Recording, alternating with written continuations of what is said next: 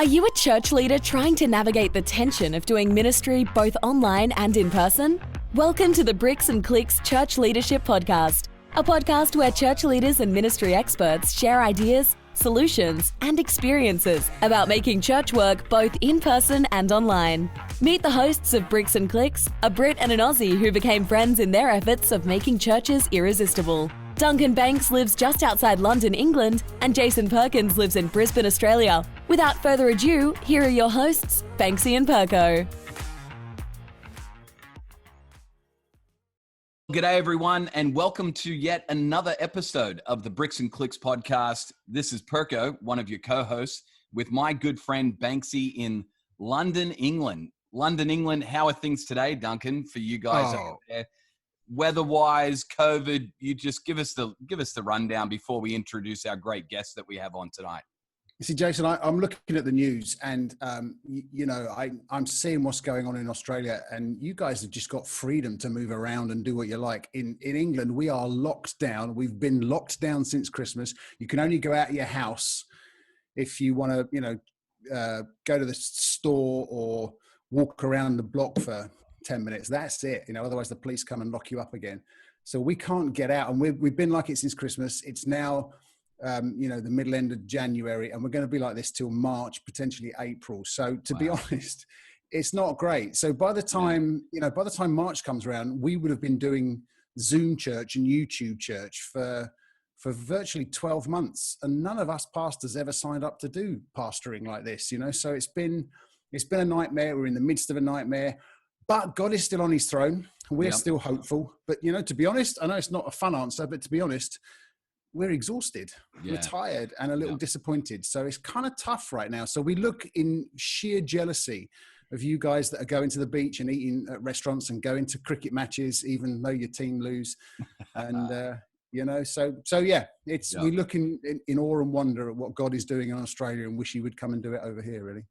Well, here's the deal. The whole purpose of the Bricks and Clicks podcast is to help church leaders navigate the hybrid now, as we find ourselves leading churches in both the in-person gathering and the online gatherings. And even though we are able to gather in person here in Australia, we're still wrestling with how do we actually keep the online content engaging and attractive to people and continue to not lose ground with all of the things we gained in 2020. So I've got some friends with me, Duncan, that are going to help us here in Australia, that are leaders of churches that are going to help us navigate. Hey, what does it look like? What did we learn in 2020? What are we taking into 2021? And hopefully, no matter what part of the world you're living in, hopefully this episode will help you navigate this unique time that we're in, where we're doing church both online and in person. So I've got my friends, Kevin Thomas from our church in Burleigh Heads, Queensland, which is the beautiful Gold Coast of Australia. And it's where all of our international visitors love to come and hang out at Surfers Paradise. Kevin, how are things on the Gold Coast for you, mate? Things on the Gold Coast, mate, is great.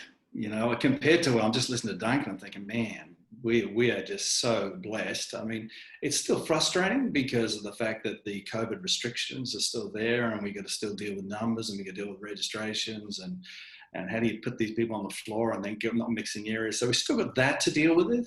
Although in some areas, like there are some churches that seem to have different COVID plans and they're doing it differently, but it's still that constant tension of like, how are you going to manage this? And by doing as much as you can as possible to be respectful of the government and what they want us to do.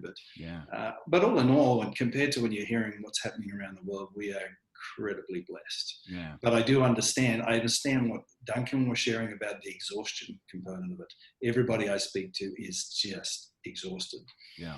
Even though we've come out and we're still trying to figure out this hybrid, it's just exhausted. Yeah.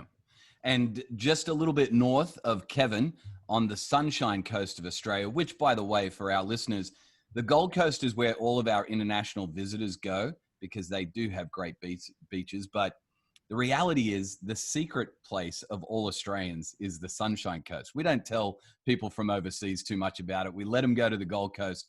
But 2 hours north of the Gold Coast is the beautiful Sunshine Coast. And my good friend, Jonathan Goulot, pastor of Suncoast Church, is on the call with us as well.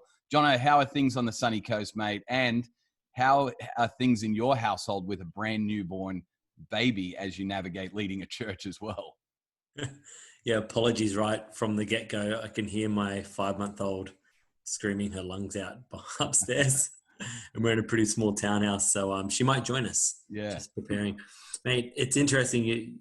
You're letting out the secret, Perko, about the Sunny Coast. I know, we should keep it under wraps. No, this is actually no joke.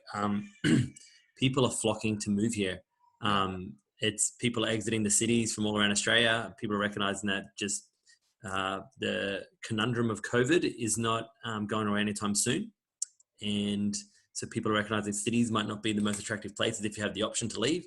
And so I'm regularly, I've got a lot of friends who've been, preparing to save money to buy a house, or couples who've got engaged and want to now get their own place to rent. And it's impossible now. You rock up to any places, there are 50 to 80 families trying to go for a rental, trying to buy a place. Prices have skyrocketed. It's just bizarre. And so Sunshine Coast is booming. Yeah, it sure is. And the secret is out. Duncan, you've got some friends with you as well that are going to help us learn what you guys have faced during the pandemic in the UK and Ireland. Why don't you take some time to introduce them to us? This really is a truly international podcast, Perko, because I've got Chris, who's just a stone's throw right from the heart of London. And I've got Jamie, who's a little flight from London across to Dublin Airport. And he's about a 20-minute drive from Dublin Airport. So he runs a fantastic church in Ireland, in the centre of Dublin. So Jamie, why don't you go first? Introduce yourself and tell us a little bit about the church that you are the pastor of. Yeah, so based in Dublin, Ireland, home of Guinness and all things good. Actually, someone sent me a meme the other day that really cheered me up with all the bad weather and all the COVID. And the meme went, tried speaking to God today, couldn't get a hold of him. I asked him where he was, and he said he was working from home in Ireland. So there you go. Now you all know where you get to come when you die. Your reward is my reality, basically. You all got to come here after all your toiling in Australia. I just live here, so it's really great. Very blessed and privileged to be here in Ireland. But I've been pastoring here for 14 years. We've got 2 locations, and married with 3 boys and a 4th on the way. So we're growing the church at all costs. Yeah. And populating the earth with men, keeping it masculine. So lock up your daughters, people, because the Corcorans are coming. And so we've been the same. We haven't, because both of our venues are portable. We're actually in the process of trying to buy a building in the final process. So appreciate all the prayers for that. But because both of our venues are portable, we haven't had any meeting of any size in person since March. There's not even a prayer meeting, nothing. Wow. And because we had to convert our office space into a studio for recording, we haven't been able to do staff meetings, nothing. So we're coming up on 11 months now, having not had any physical meeting at all. And this is our 3rd lockdown, just like the UK, level 5, so full lockdown, travel bans, all this kind of stuff. Even construction industry has stopped here, it's so bad. And so I think, people can take the first one. People got, got the wind knocked out in the second one. The third one's like, man, you're kicking us when we're down, people. And I think we as a church have transitioned well and used technology to our advantage quite well. Now on this third one, I can feel from the people like a kind of a waning, like a desire to regather, reconnect. So we're trying to be creative and use the resource that we have. We're in a period of 21 days of prayer and fasting right now. So we're doing prayer webinars, which have been a really cool thing, keep us connected. And really the lifeblood of our church this whole time is with small groups. If we didn't have such a small group culture, we would be lost. So it's more questions than answers. I'm just trying to keep it simple and keep our eyes on Jesus in a very difficult and sucky time. And Perko, this is why it's tough, because I know, Jamie's got a church to run, big church, meets on 2 locations. For Ireland, it is a big church, and we're so excited that he's part of our Further Faster network, because he's a flagship church for us in Ireland and a flagship pastor. But this is why people are exhausted. Jamie's got 3 boys and another one on the way, and he's having to homeschool them. Along with Ludmilla, his wife, and pastor a church. I mean, it's just exhausting, I mean, we're just grateful that he's awake and ready to speak to us this morning. Yeah. So Chris, you're in the UK, you're in London. Give us a picture of life in the Simpkins household and how you're coping as a church. Yeah, so we're in Finchampstead, which is a village by a place called Reading. And it's the same as what Jamie was saying. Life's a bit tough. I look out the window. It's a grey morning. It's raining. It's windy. Our kids are downstairs doing homeschooling. So Malachi, my 11-year-old, is he's got PE today. Basically, all day is PE. So he'll be running up and down the stairs and just trying to do all this sort of stuff. And it's just tough, trying to do live, to do work, and look after the kids at the same time. So we feel that certainly as a team. The whole church feels that, on calls of people and they're trying to work from home or wherever they can, get squeezed in. So I'm in our back bedroom and I've shut the door to keep the kids out. And like Jamie, we met once actually since lockdown kicked in back in March. We had one in-person gathering. We planned other things, but with more restrictions coming in place, we had to cancel those or move them online again and doing lots of those things. And it's actually at a stage now where we look back to March and that first lockdown with fondness. Like remember what it was like back then. It seemed such a novelty. Yeah. It was, the weather was nicer for us. You could go out for walks. People did DIY on their houses, and it was sort of like, we knew there was really bad stuff going on, but because it was different, there was sort of an energy in that thought, okay, well, we can make the most of this opportunity. Let's spend time with family. Let's do all those things. And there was a positivity that seems definitely to be waning and isn't there as much. So Zoom fatigue obviously is a real thing that people are feeling. And but it is what it is, isn't it? And we try to be a agent of hope in the midst of all that. And how do we support and resource our community? And actually, when you look at the things that we've been able to do over this last 10, 11 months, we've done things that we never would have done before. And we've reached people that we never would have reached before. And we have to remind ourselves of that because it's hard sometimes to see that. But actually, there is some real good stuff going on. And I'm just saying that just to give myself hope. Duncan. So innovation, like Chris says, I think is the key to this whole thing. So to be honest, Chris and Jamie and me, we've got our notepads out and our pens ready because we want to learn from Kev and from Jono, because you guys are slightly further down the road than us. You're starting to meet in person. So do you mind if I dive in and ask these boys a couple of questions, Perko? Yeah, mate, right? Absolutely. In fact, I want to learn from all four people on the call, and I've followed all four of your churches on social media and seen some of the innovation that you guys are doing. And I can't wait for you to share it with the people on the podcast. So the question I want to ask Kevin Jono is, what has COVID taught you? We're behind you on the scale, but what have you learned from, because you were locked down for part of the time. And like Perko says, you're beginning to be a bit more hybrid, bit kind of phygital, as they say, physical and digital. What has this whole COVID experience taught you as a pastor of a church? Kev, why don't you dive in and help us? I think the COVID, for us, it kind of more confirmed things for us because we were already on a journey of figuring out, like church as people, it's not the building. And that's so good. When we went into the lockdown and the building was gone, it was kind of like, okay, right, yeah, we've already been training our people to live missionally and to be sharing their faith all the time wherever they are. So they weren't as attached to the building. We'd renamed the building too. So we'd shifted the name of the building to the Junction, which is the home of our church and Love This City. But the things that we kind of learned in there was the fact that you got to be, one of the other guys mentioned it before, you got to be a dealer of hope. But we made the decision when lockdown happened, everybody closed around us. And we said, you know what, we're going to keep our cafe open. We're going to keep it open because people don't do well without having human connection. And so we just kept it open. We just had coffee and food and people would come down and they'd like zombies, like coming down the road, like deers in the headlights. And then they'd have a cup of coffee and they would just talk, and we just talk to them and be dealing hope. It'll be okay, we get through this. And you watch them kind of calm down, and then they would go back to wherever their workspaces were, and then they would kind of like come back again a day or so later. So we really realized that people, as much as you can do the Zoom, as much as you can do the online, the connection, the human connection, and what happens in being together is so important. So we just made that decision to stay in that place and to keep reminding our people, hey, building's closed. So what? Let's just keep going, making disciples and keep engaging as best you can. So that was kind of the kind of things that we learned, or was kind of confirmed to us as we've been going down that track anyway. That fascinates me, that, Kev, because how many times have we as pastors stood in front of our people saying, the church is not the building, it's the people. And then when the building's taken away from us, we panic, because actually the church has been the building. It has been the focus. That hour on a Sunday is all we're wired up to do. And suddenly we flounder.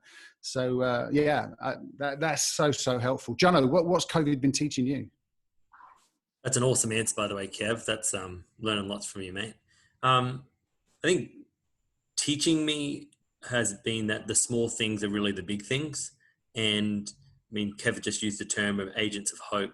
And I think this has taught me like nothing else in my life, that things like encouragement and genuine pastoral care and praying for people, those things, they're not small, they're huge.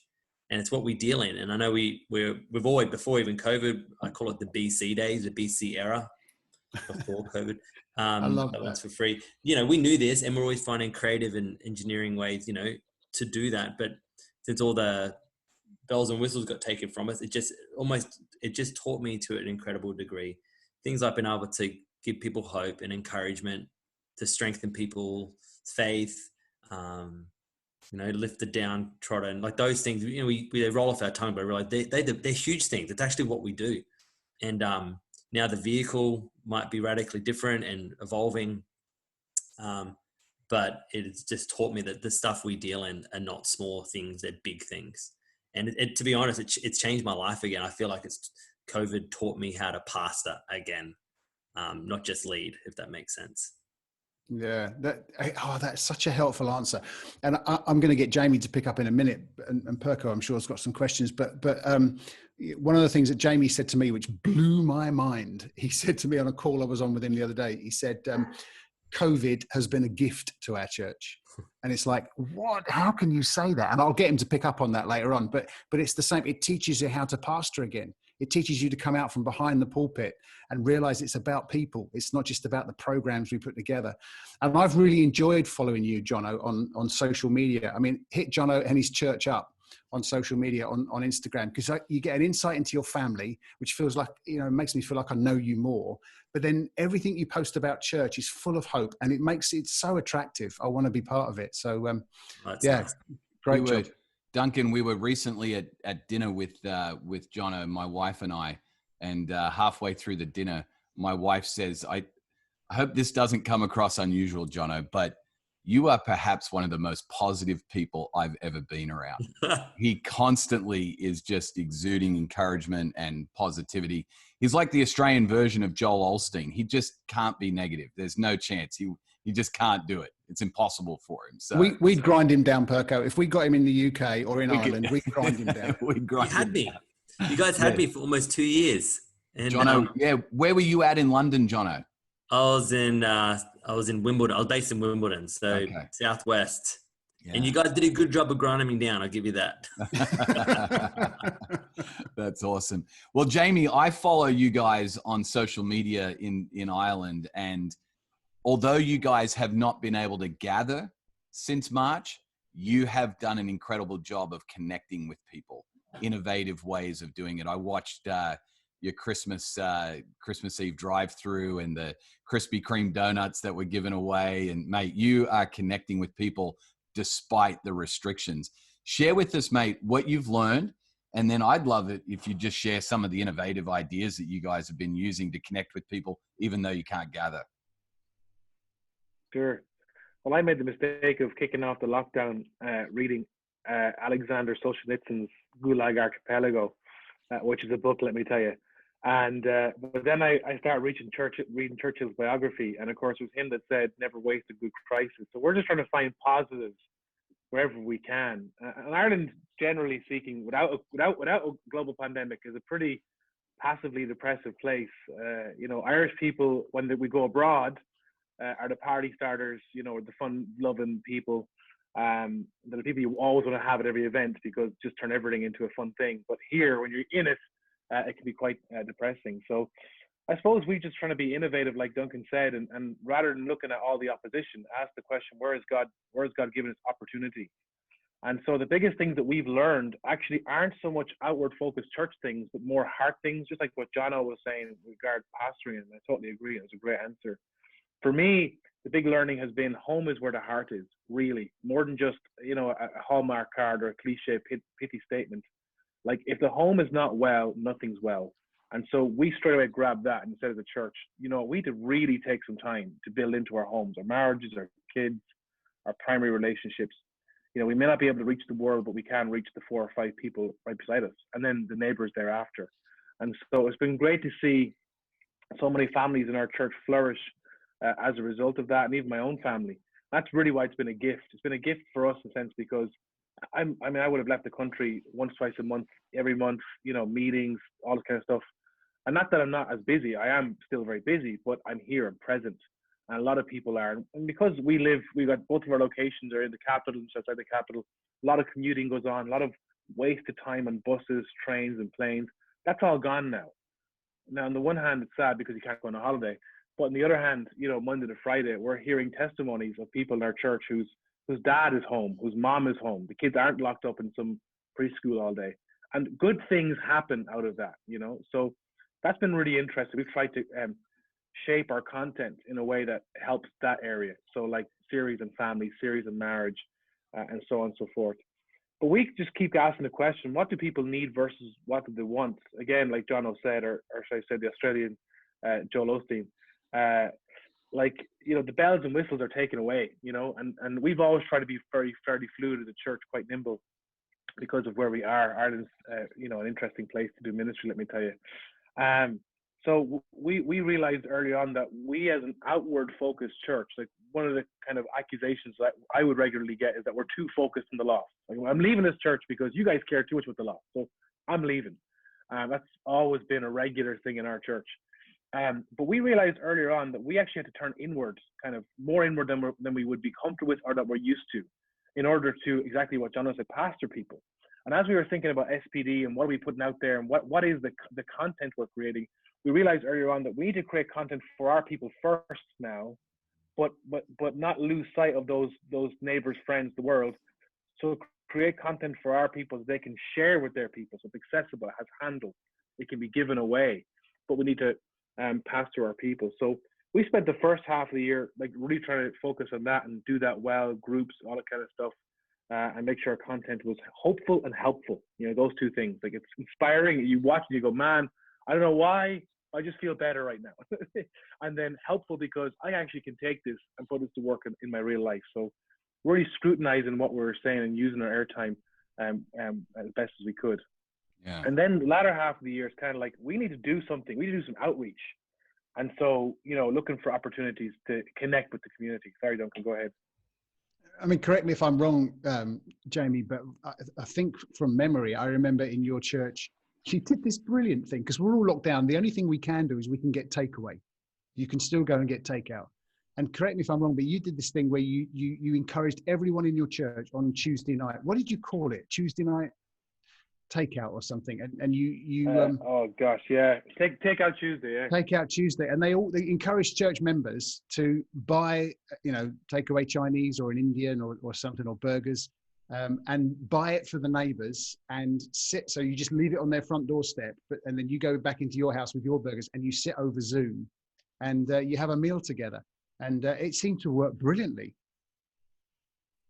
Yeah, I mean, it was very odd for a lot of people to receive a free takeaway from their neighbor, but it was as much an exercise for the church to break down those kind of barriers and go, listen, start building a relationship with your neighbor. That is your mission field right now.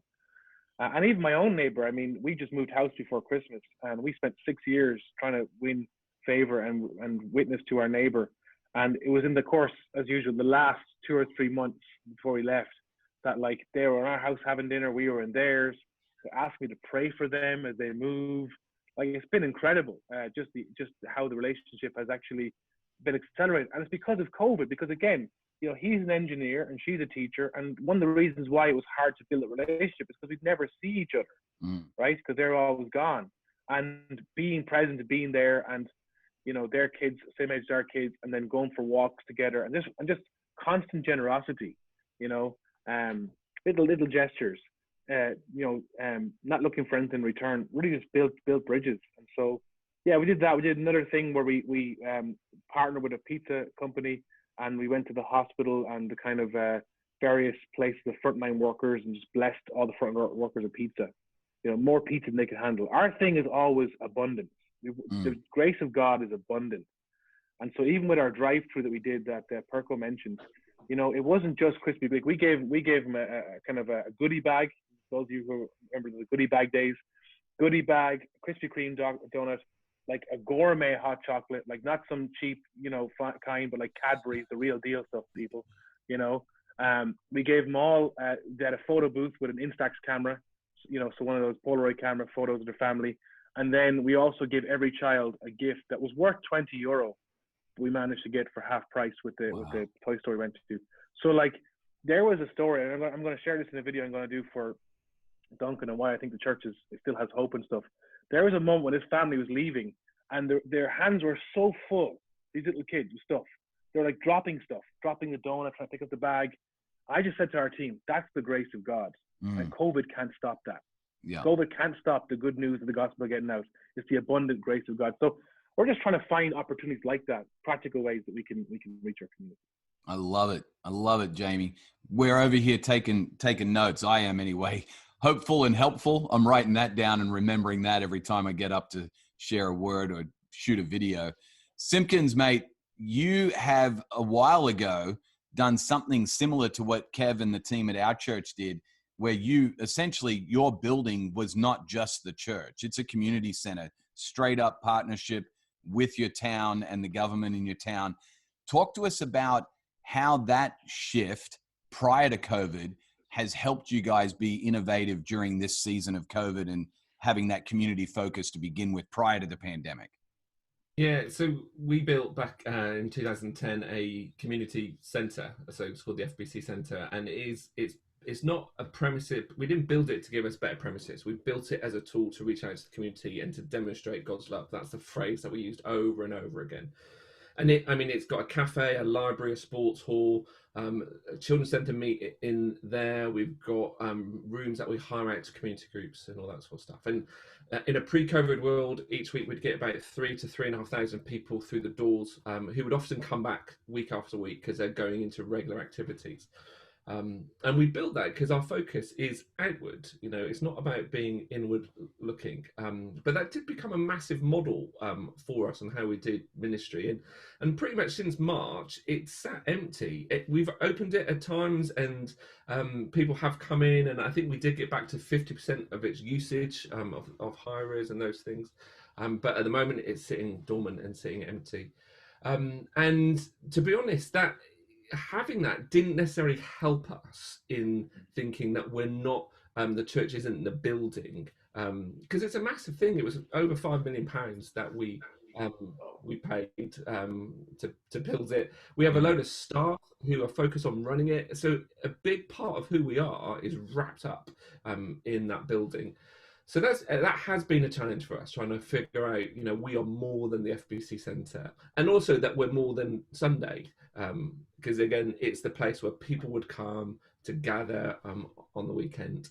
And so we've had to learn and pivot against that and push against that, and trying to find ways, how do we connect into our community? But because we've got that as part of our DNA, there is this big desire, which I think is true in any church, to be honest, to actually want to connect and want to bless our communities. We did a thing back in half term before Christmas. There was a big thing going on over here in the UK about free school meals for kids who, when they're in school, would get free school meals, but when on holiday they don't get them. Yeah. And so Marcus Rashford has been, you know, pioneering and leading the way on that. So we run a cafe, and we thought, well, let's just offer free school meals, well, free lunches to anyone who wants it. And we thought about, well, will people abuse it and all this sort of things? And we thought, hey, do you know what? It doesn't matter. It just come in, and we'll make it as simple as possible for you just to say, can have a free meal, and we'll give you a free meal. And we posted it on our social media because we wanted to get it out there, and it just went viral for us. Instantly the whole community grabbed onto this and were so encouraging and supportive of it. And we didn't do it for that at all. We were trying to think, well, we don't want to be that church that says, look at us, aren't we great? Look at all the things that we're doing in those cases. But we had a whole bunch of people from our community, not even from our church, who were saying, oh, can we support? Can we bring food? Can we donate money to it? And actually, so we allowed them to get involved in it. We never pushed that. We never actually promoted that you can give us money to cover this. But the community paid for it. So all the meals that we gave away, and I can't remember, it was hundreds of meals we gave away in that week. It didn't cost us anything. Unbelievable. And our connection with our community has gone up even more because of that. So yeah, there's something in there. But I think I don't want to rush away from this moment, Chris and Perko, because I think if you're a church leader and you're listening to this, what you're hearing from Jamie and from Chris is abundance and generosity seem to be a key. The problem with most churches and most church leaders is we don't have much margin in our budgets. We live right up to the income in our budgets, and there isn't any margin. And if we haven't got any margin, it's really hard to be generous. Yeah. And I'm wondering, in this kind of COVID and post-COVID era, if we can be marked as a church for being generous to our community, I think that will move the ball down the field really quick. But it means we've got to budget differently. Yes. We've got to somehow figure a way of creating a bit of margin. We love doing that as families, though. If you know of a need, isn't it great just to get $100 out of your pocket and give to that need? And you can only do that when you've got a bit of margin. But if there's a need and you think, oh, I want to give $100, but I'm already in debt and I owe people this money here and there, and you can't be generous. And I think as church leaders, if we can find that margin so that suddenly Marcus Rashford says, let's feed the hungry children, you as a church can say, yes, we can do it. Or you have a drive-through where you have more Krispy Kreme donuts than a kid can hold. You can do it because you've created a bit of margin. Listen, can I move the conversation on? Because we need to learn from what Kev and Jono are doing, because you're just a little bit further down the road with this COVID thing.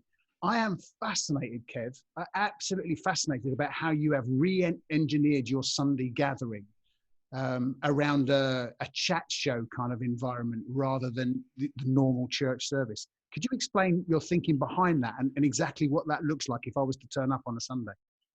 Yeah, well, I can't even say I actually intelligently thought about it, because it was out of pure desperation. It's like we were coming out of COVID, we were coming out of the shutdown kind of portion of it, and we had to open up, and I was trying to figure out how am I going to do church online and how am I going to do live as well, and have a very, very small team and staff. So it was like, I got to figure out how to do this together. I just got to put it together. So I said, we're going to run it like a talk show kind of thing. And we designed the auditorium with 3 sections into it. And so we would start in what we call the bunker, and then they would share directly to the camera, and they'd be talking to our congregation online. And then they would just say, hey, we're about to cut and move across to the auditorium. And then they'd go to the hosts in the auditorium, and then they'd go to a time of worship, which would only be about 2 and 2.5 songs. And then from there we go to the teaching, and then it would go back to the bunker to close it. So it was a tight 1 hour kind of experience in there, because I'd already been thinking pre-COVID that some people were not coping with 15, 20, 25 minutes of worship. That wasn't their pathway. So I was already thinking, I'd like to actually experiment with this kind of thing and see if I could actually do this. And COVID actually gave me the opportunity to do it.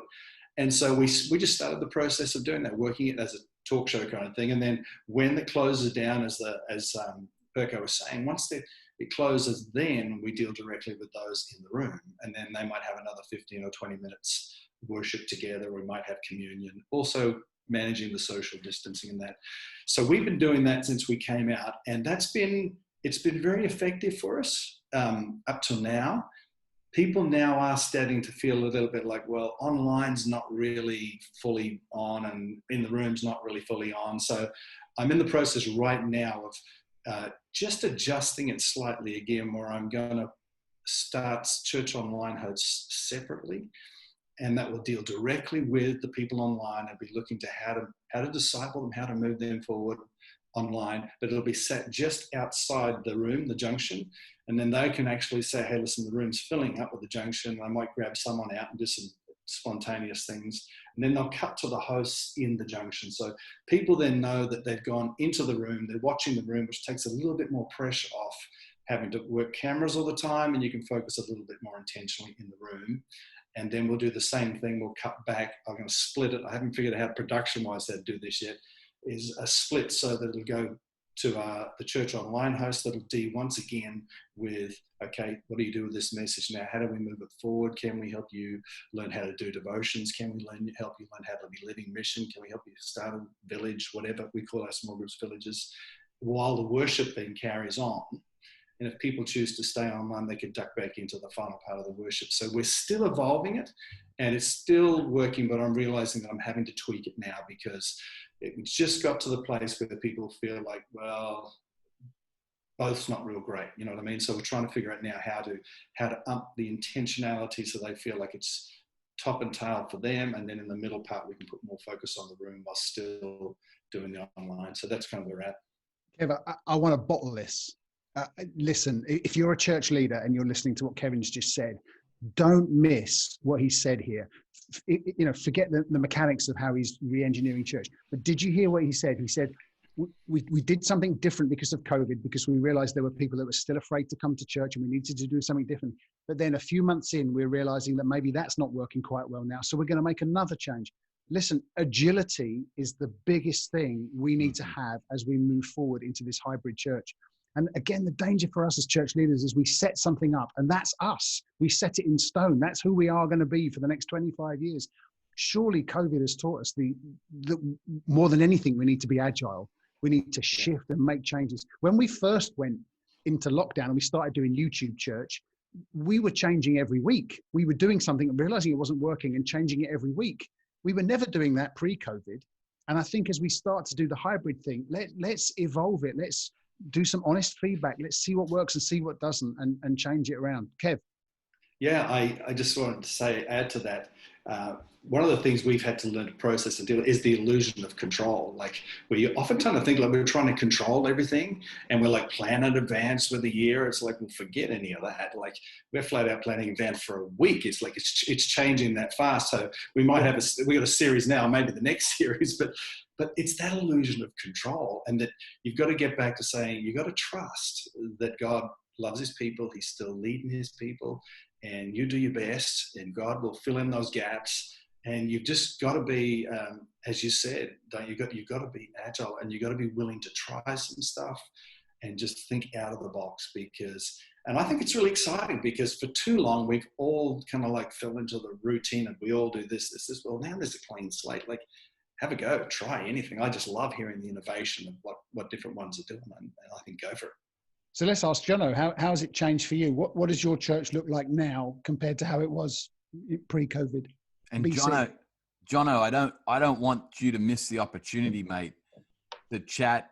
Tell us about, in the midst of a global pandemic, you take on another church, you launch a campus in another city that's a 2.5-3 hour flight away. Talk to us about God's opening doors during this pandemic in ways you probably couldn't have ever thought of. You can't script it, that's for certain.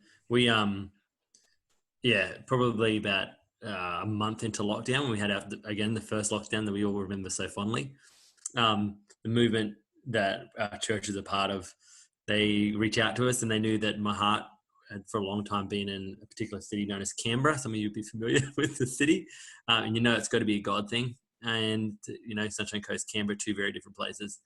Anyways, and the pastor who was pastoring a church there, he had to leave very suddenly with winter coming on. Canberra's a pretty cold place, and he had health decline, and so they had to handle the church. There wasn't much. They had a beautiful remnant left, and but the issue was, like, no one was gathering, no church. So what does it look like? Number one, to hand over a church to someone you've never met, or to a congregation they've never met me, and they didn't get a chance to say goodbye to their pastor. So we started doing Zoom dates just like this. And so literally I would met the eldership, met their leaders, met people in the church, and just did meetings like this. And I got to know them, they got to know us. They were prodding us questions about our mission, our values. So it was it was amazing. It was a different world where instead of doing it in person, face to face, you got to know people over the internet, and it's like internet dating, I guess. And then finally we were able to cross borders. There were no flights. We had to drive down over a couple of days, and just to get the feel of the place, my wife and I, and we just felt it was a God thing. And so took on the leadership of another location and then obviously borders have been opening and closing over the time, but they've been, I guess because of the, capabilities of streaming our services, they've been joining in. Those services we've been doing here on the Sunshine Coast. We've had amazing people who, due to no work or for different scenarios, they were able to travel down to the location there and spend significant amounts of time just there pastoring the people. And just this month, we've finally been able to appoint the full-time pastors there, and a young couple who are absolutely awesome. And so on Sunday just past, I had their first gathering with the new pastors there. So it has definitely, there's been no rule book to it, but I guess that's been the nature of the past 12 months for all of us, I guess. So good. I love Jono. I had the privilege of actually going down to the church and being with them on a weekend, and just the birth of something new and innovative in the midst of a global pandemic that can feel so negative and so exhausting is that glimmer of hope, going back to what we talked about at the beginning of the call. That glimmer of hope that we're sharing with people has just been absolutely fantastic. So good. Duncan, Perko, have you been to Jono's church on the Sun Coast on a Sunday morning? I have been, yes, many times. Recently? Yes. So what was your experience? What was it like?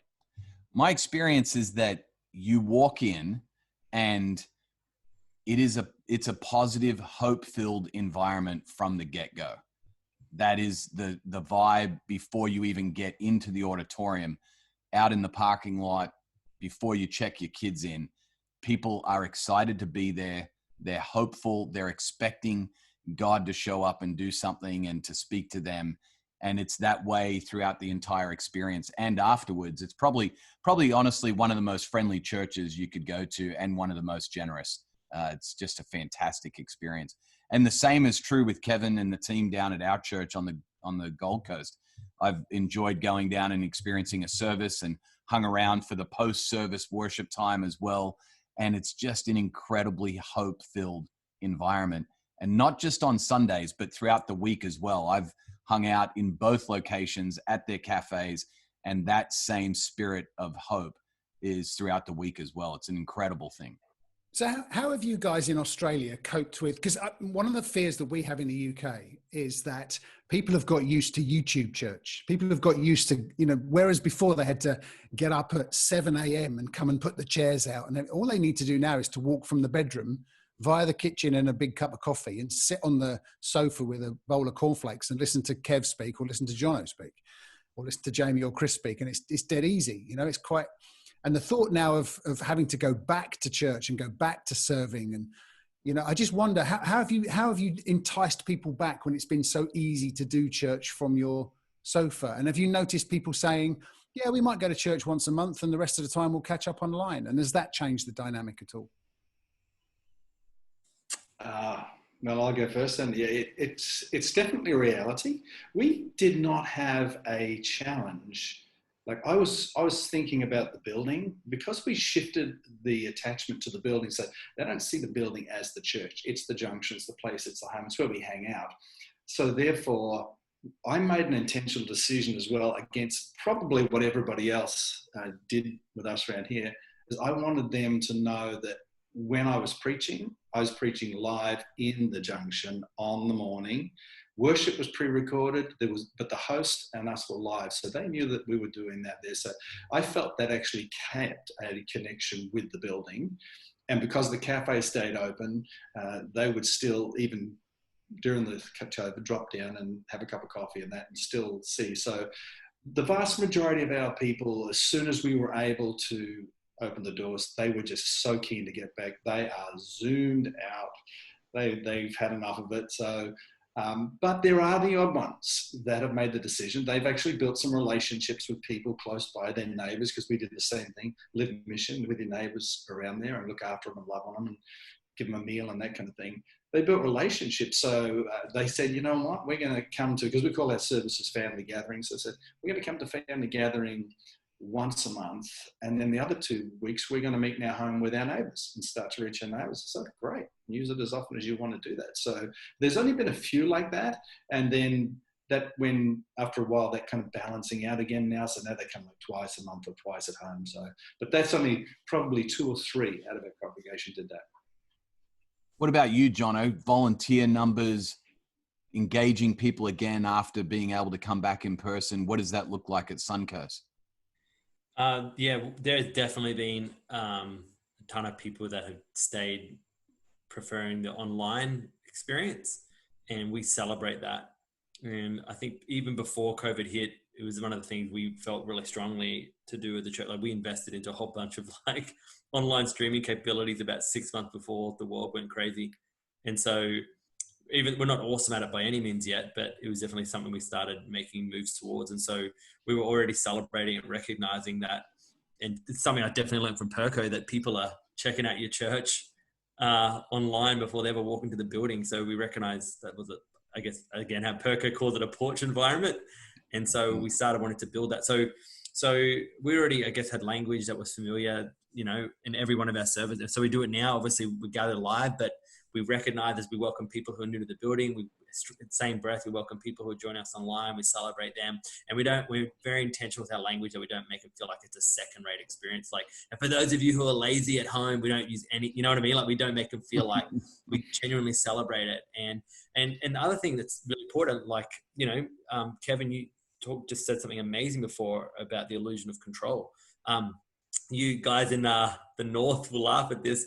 2 weekends ago, we had one person in Brisbane get the UK strain. They shut down Brisbane, the whole city, for 3 days because one person had caught it. And so millions of people. And so, you know, we're an hour north, but we're not, you know, it's going to affect people's confidence. And so we were prepared for it. We still ran services. We handed out masks at the door for those who had the heebie-jeebies. We didn't have to, like, not legally required. And just reiterated all the new COVID safe, I almost said propaganda, the COVID safe protocols that you put in place. And our numbers were down to 60%, and we assumed that would happen, but our online had just skyrocketed that weekend. And things didn't skip a beat in terms of that. But we're just conscious now that who knows how long that's going to be dynamic. You need to be, I think, Duncan, you said before, agile, and, you know, you got to have that flexibility ready to go. So, which isn't a bad thing. I think how great that we can learn to be that, I guess, flexible in our mindsets and our preparation and our systems we have at our churches. So it's definitely an ongoing experiment for us. And with all our hearts, we're trying to lean into it, be bold and courageous, not be fearful about the whole thing. And because, we definitely feel like the worst is yet to come. Duncan, Chris, go ahead. I was just going to ask Chris, do you feel, are you worried about, you know, when we are allowed to regather? Are you worried that people will just think, oh no, I'll watch it at home? Yeah, I do think our attendance patterns will decrease even more. I mean, for us in a pre-COVID world, 1 in 3 was regular. So obviously there'll be some people who would come every week, and there'll be people who come less frequently than that. I think generally speaking, people's attendance patterns will decrease to maybe 1 a month will be on average that regular pattern. And so we're thinking about that, you know, do we do a central gathering every single Sunday, or do we do something and think, you know, let's go monthly, or do we put something that's weekly for people that they can still dip in monthly? All those sort of things is going through our mind. And it's also thinking about how much energy and resource Sunday mornings take up. And that's one thing that we've learned massively over this, is that Sunday isn't the epicenter of church life, but we often think it is. And we say it's not. We'll say church is more than Sundays. But when you look about the amount of time, volunteer time, staff time, budget, all of that stuff that goes into it, Sundays is the most important thing. And if that's ever going to change, it will require us to put resources and time and energy elsewhere. I don't have an answer to that at all at the moment. Actually, funny enough, I was chatting with some of the guys about if we were to launch a new church, would we do it every week? Just looking at that, and this was pre-COVID, and thinking, well, maybe we'll look at doing that in those steps. But I do think when restrictions do start to lift in certainly for us in the UK, and with the vaccination, which we are leading the world in, let's just get that out. The UK is leading the world in vaccinating people, and it's safe for people to come back. People will come back, but then I think it'll swing away, just like we saw right at the start. Churches that were thought revival has come because everyone's watching us on YouTube, and most of us knew it's not going to last, and it didn't last. Certainly not for us. So I think we'll see that same stuff. But you know what? I have been wrong every single time we're trying to predict what's going on in this pandemic. So I'm wrong there again. I think one thing is for sure, though, Chris. I mean, you're absolutely right to say, you've got no answers to this about how you're going to reshape church in the future. And I think that's a healthy place to be, to hold that tension, because we don't know. But I think the one thing we've learned from this call, because we've mentioned it 3 or 4 times, is the ability to be agile. So if you do, I would, if you're thinking maybe we should only do it once a month, we'll do once a month for 3 months, but not once a month forever. Be agile and say, God, this is really working. We're getting double the amount of people, big hits online, we'll carry on. But if it's just not working and people are clamoring to get together more often, then do it twice a month or 3 times a month. So I do think the agility thing is so important, because none of us know what the future's like. Kev, one thing, sorry, let me just cut in. No, go ahead. Just volunteers. And again, we've just done a thing called what we've called a volunteer amnesty. So we wrote to everyone in our church and said, if you were volunteering in a certain place at FBC before COVID hit, you're off the hook. You don't, when we get back up and doing things again, you don't have to serve where you served before. And again, because I think some people were serving out of duty and thought, okay, I should do that, but didn't have that passion. So we've zoomed out and identified 6 key ministry areas, which most of the things we'll do will fit under.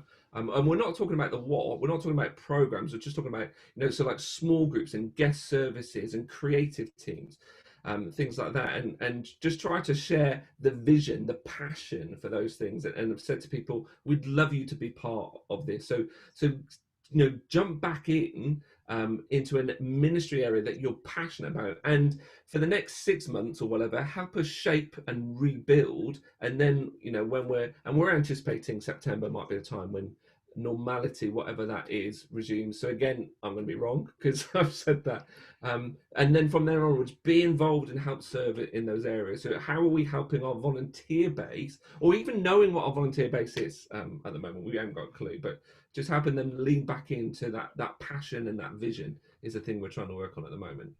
It's a brilliant concept, Chris. I love the amnesty idea. It's genius to reset and to help people, really find their area of passion where they feel called to serve. Kev, you had a comment you were going to jump in.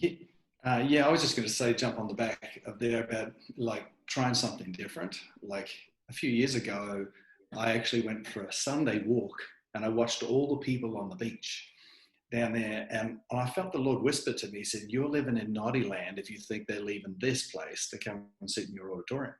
And I knew I was in trouble when he said, the next thing he said to me, he said, the trouble with you guys. And I thought, oh, I know I'm in trouble. But he said, I put Adam in the garden to enjoy the garden and me. You've kind of made it now, you have to be in church on Sunday or that. You've made it an either or. And he said to me, you have to shift. So I've been actually waiting for the moment to trial moving away from the Sundays and adding a Monday night, particularly where we are on the Gold Coast, because we're a tourist place and that. So everyone does sports on Sundays. Some people run a business 7 days a week, hospitality, tourism, the whole thing.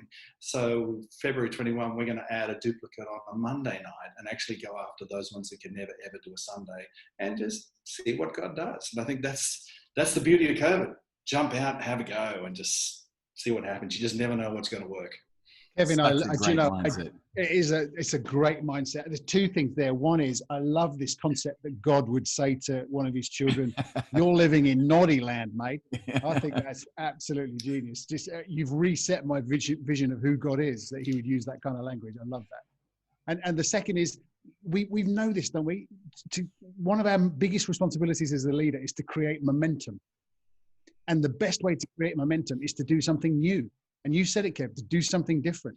And it seems that church life before COVID, it was so predictable. It was just week in and week out. Somebody gets up and says, hey, weather's nice. Do you see the sport on TV last night? We sing 2.5 songs. Preacher preaches for 25 minutes and someone says goodbye. It's so predictable. And I think COVID has made us realize that we need to be unpredictably predictable, if you like. And so, you know, my wife is a nurse. She works at shift patterns at the local hospital. So the thought of, she can't get to church on Sundays often because she will work on a Saturday night, so she's sleeping or she's working on a Sunday. So the thought of a Monday night option as well would be brilliant. So think of something different, create some momentum. That's a brilliant thing to do as we think about what church might look like in a post-COVID era. Duncan, we've been talking a ton on this call so far about innovation, doing things differently, that kind of thing. I'd love to ask one final question around the group. What have you thought or feel led to stop doing that you were doing before COVID? And we've alluded to some of this, you know, throughout the call, but I would love it if you guys would just share, like, as we've evaluated, COVID has taught us a number of different things, and it's taught us to quit, you know, to stop whatever it is that you feel led to stop and to quit. Anybody want to jump in on that first off? I'll jump in.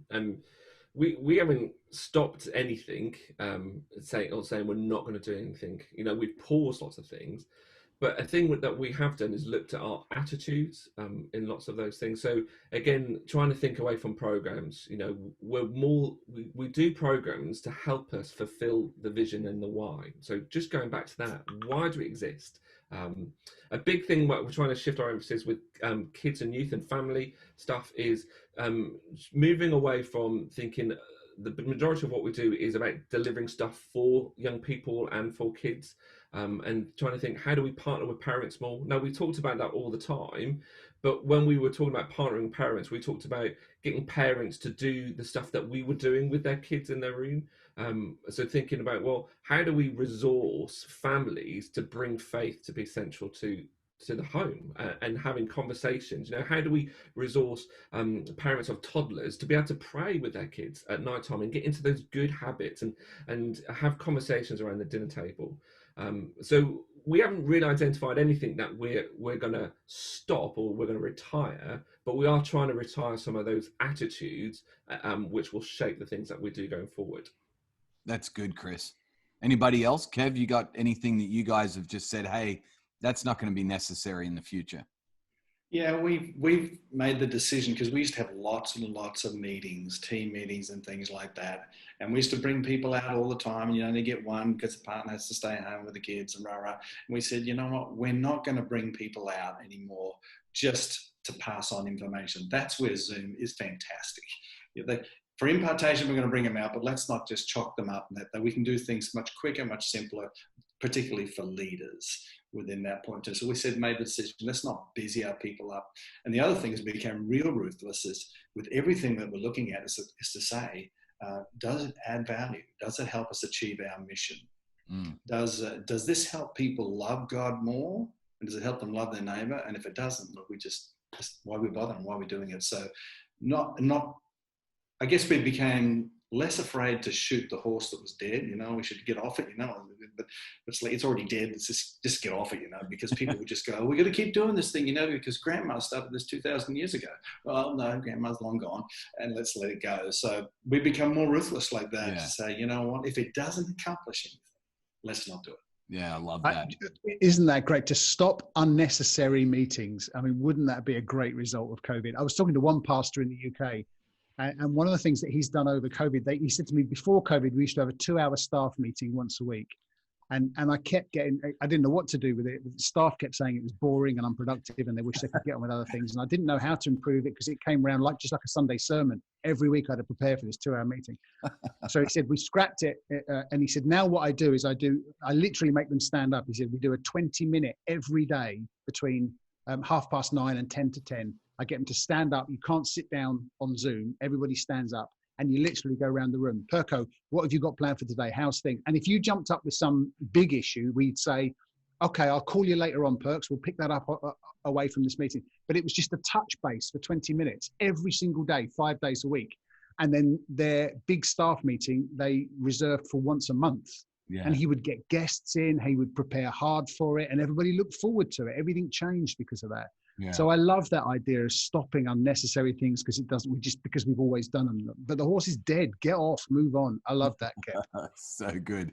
Jamie, the Irish, mate, what are you guys quitting? I know you won't quit drinking Guinness. So what are you willing to retire from what you've learned through COVID? From a ministry perspective, nothing really. I mean, like Chris, it's like, well, we would have wrestled with these questions naturally every week.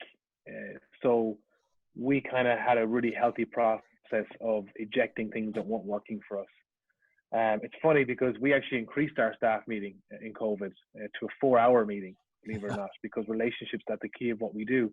Now it's dynamic and it's fun and it's multifaceted. It's not 4 hours of just, one thing. But we felt like this is who we are and this is what's needed. So I suppose it's more the principle of the questions we're asking than the practice of the outcomes that are transferable. I mean, a big thing for us, for me anyway, especially with the last couple of events that you guys mentioned earlier on, is the idea that when we can't have a service, we can offer service, and trying to, keep looking outward at ways of being innovative. But at the same time, and this is something I would caution anyone listening again, that's something I tell my team all the time, keep one hand on the trends and one hand or feet in the trenches, because there's so many church experts out there who make a living off of predicting stuff. And you know what? They're terrible at it, at least in my context. Where they live is a different planet. And so I hear people go predicting the death of the gathered church and it's all going to be online. And I go, what are you on about? Listen, we're a country that's been characterized by the pub for hundreds of years. You know what I'm saying? People are going to regather. In fact, it's probably ironic of the global stereotype of the Irish, but a key part in the debate of COVID from the beginning has been, where's the pub in all this? Like, I know people are dying, but when do we get to open the pub? Like, it's that important to us. So I have no doubt people will gather. Plus the fact, the best way to predict future is look back at history. The church has been gathering since the beginning. It survived wars, plagues. I mean, there's more chance of our entire world system, the Western world, falling apart and the church gathering on Sunday. So I think we're okay. I've got supreme confidence in the gathered church moving forward. So I suppose what I'm trying to say to our leaders here is, listen, we don't have a clue. You don't have a clue. And that guy over there with the ministry and the money, he doesn't have a clue either. Do you know who knows? The Holy Spirit knows the way to the future. Lean into him. Trust his voice. If he says, do Monday night church, then go and do Monday night church. If he says, do a 4-hour staff meeting, stop worrying about what everyone else is doing and look at the trends, have one eye on what's happening, but keep your feet in the trench with the people. When I talk to my people, what I hear from talking to them on the ground is they can't wait to get back to church. And like 90-something% of our people are not going to do online. They're not. They don't want this. They're fed up with this. They want to be around other human beings. And that could be colloquial to us, the Irish, or it could be broader. I don't know. Time will tell. But I just think that nuance of tension is important. So I'm more trying to figure out in my mind, what are the principles and the questions moving forward as opposed to the practices, because there's a lot of weird people just talking nonsense out there. It's almost like they've been saying it for years and they hope they're right now. They hope that COVID will kind of make their perspective of church right. It's like, listen, get off that. It's nonsense. Jesus still in the church. It's going to be open. So I want to become a Christian all over again, Perko. I was just going to say, I'm ready to take an offering and do an altar call at this point. Jono, do you want to follow that up with anything you're quitting up on Sunny Coast? Jono's intimidated and says, no way, there's no chance. Have you guys, though, decided not to keep doing something that you just think, man, wasted energy, any of that sort of thing up on the Sunny Coast? Look, to be honest with you, nothing significant, and I feel really bad about that now. But definitely what I know I've stopped doing is apologizing for our mission. And this is highlighted to me, our mission. We're all like-minded leaders. We want to be churches that are unapologetically pursuing the lost. Yeah. And that's what Jesus is really concerned about. And I've stopped apologizing for that. Yeah. I take it as a compliment if someone criticizes that. I'm like, good, thank you. Yeah, we'll take that one. And Jono, that is a great segue, mate. We are on a call. Duncan and I have the privilege of leading some networks, or what I like to refer to as tribes of like-minded leaders who are all on the same mission. And back to your point, Jamie, in Ireland, the practice of how we're trying to reach people that are far from God looks different, but the principles are the same, and we're applying them as best we know how to the context that God has given us to steward and to manage. And so if you're in the UK or Ireland and you are listening to this and you're thinking, man, I'd like to listen to these kinds of conversations and bounce the ideas off of guys like this, there is a tribe of people at the Further Faster Network that would love nothing more than for you to be a part of the conversation, not so they can tell you, but so that you can learn together. That's the beauty of a tribe, is we learn from each other.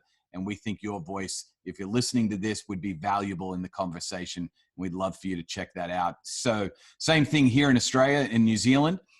We have a tribe of like-minded leaders with the Irresistible Churches Network. And we just have this incredible brokenness for people that are far from God. And we just don't want the church to be irrelevant in the process. So we're trying to create churches that are just so irresistible to people that they would desire to figure out what it looks like to follow Jesus because of how much fun we're having.